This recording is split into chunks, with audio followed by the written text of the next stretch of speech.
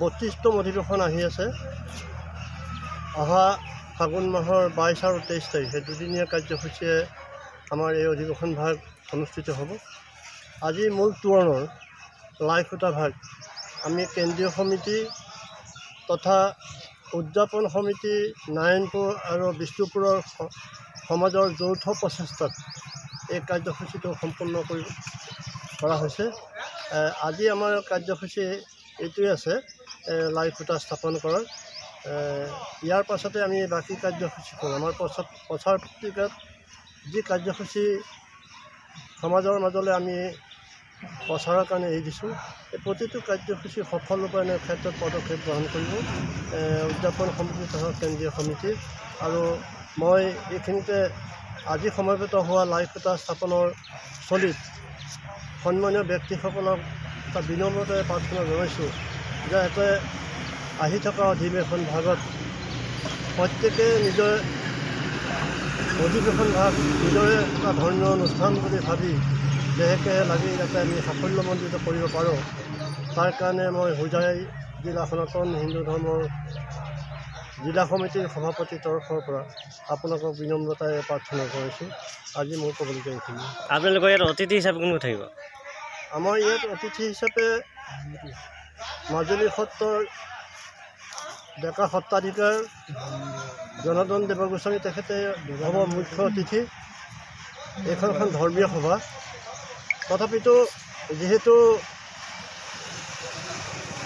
লোকসভাৰ কাজিৰঙা কামাখ্যা প্ৰসাদেৱকো নিমন্ত্ৰণ কৰা হৈছে, তেখেতৰ সমষ্টি পৰে। আৰু লামডিং সমষ্টিৰ বিধায়ক শিৱুক মিশ্ৰ ডাঙৰীয়াকো আমি নিমন্ত্ৰণ কৰিছোঁ, কাৰণ আমাৰ এই স্থলীটো লামডিং সমষ্টিৰ ভিতৰত অন্তৰ্গত।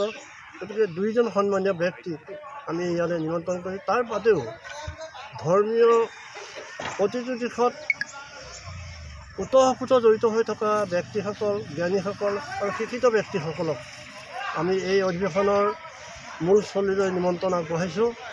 আৰু হোজাই জিলাৰ উপায়ুক্ত মহোদয়কো আমি ইয়ালৈ নিমন্ত্ৰণ কৰিছোঁ। তেখেতো আহি আমাৰ এই ধৰ্মীয় সভাত আমাক উৎসাহিত কৰাৰ তেখেতে কথা দিছে। গতিকে এইখিনি আমাৰ এই ধৰ্মীয় সভাৰ নিমন্ত্ৰিত অতিথি। কাৰণ বিষয়টো হৈছে আমাৰ সনাতন হিন্দু ধৰ্মৰ এখন ধৰ্মীয় অধিৱেশন, যিখন ধৰ্মীয় অধিৱেশনত সনাতন হিন্দু ধৰ্মৰ ইতিহাস বৰ্ণিত হ'ব। আমাৰ সকলো আই মাতৃ তথা শ্ৰদ্ধাৰ ব্যক্তিসকলৰ এইখিনি বিষয়ে অৱগত কৰিবৰ কাৰণে সুদূৰ মাজুলীৰ পৰা আমি আমাৰ ডেকা সত্ৰাধিকাৰ প্ৰভু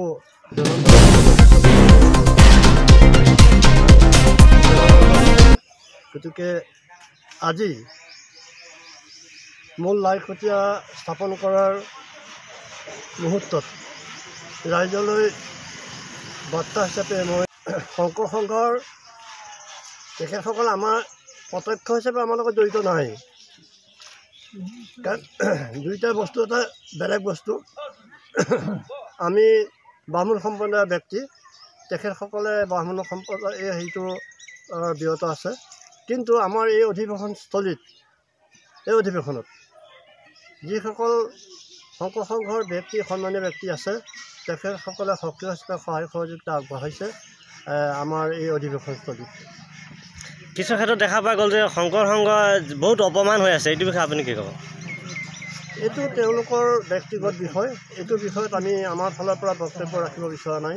এইটো তেওঁলোকৰ নিজস্ব এটা 32তম অধিৱেশনৰ লগত সংগতি ৰাখি 22 ফাগুন সন্ধ্যা 6 বজাৰ পৰা দিহানাম কম্পিটিশ্যন হ'ব। তাত প্ৰথম পুৰস্কাৰ 7,000 আছে, দ্বিতীয় পুৰস্কাৰ 5,000, তৃতীয় পুৰস্কাৰ 3,000 টকা লগত মানপত্ৰ থাকিব। আৰু সেইদিনাখনি পুৱা 9 বজাত বাৰদহনীয়া সাংস্কৃতিক অনুষ্ঠানেৰে শোভাযাত্ৰা আৰম্ভ কৰা হ'ব। চেনেলৰ জৰিয়তে মই দুআষাৰ ক'ব দিয়াকৈ আপোনালোকক ধন্যবাদ জনাইছোঁ চেনেললৈ। মানে আমাৰ সনাতন ধৰ্ম সমাজ হোজাই জিলাৰ যি 32তম বাৰ্ষিক অধিৱেশন, এইবাৰ আমাৰ নাৰায়ণপুৰ এই সমাজত অনুষ্ঠিত হ'ব। ইয়াত আমাৰ জিলাভিত্তিত দিহানাম প্ৰতিযোগিতা হ'ব। আপোনালোকে গম পাইছে, আমাৰ গোটেই হোজাই জিলাৰ বিভিন্ন স্থানৰ পৰা এই দিহানাম প্ৰতিযোগীসকল আহিব, দলসমূহ আহিব। সাংস্কৃতিক যি শোভাযাত্ৰা হ'ব, তাত বিভিন্ন জাতি জনগোষ্ঠীৰ দলবিলাকে ইয়াত সাংস্কৃতিক শোভাযাত্ৰা কৰিব। আৰু আমাৰ অতিথি হিচাপে থাকিব আউনীআটী সত্ৰৰ ডেকা সত্ৰাধিকাৰ দেৱানন্দ দেৱগোস্বামী প্ৰভুজনা, লগতে বিভিন্ন ভাষিক বৰ্ণ নিৰ্বিশেষে সকলো জনগোষ্ঠীৰ লোকো আহিব।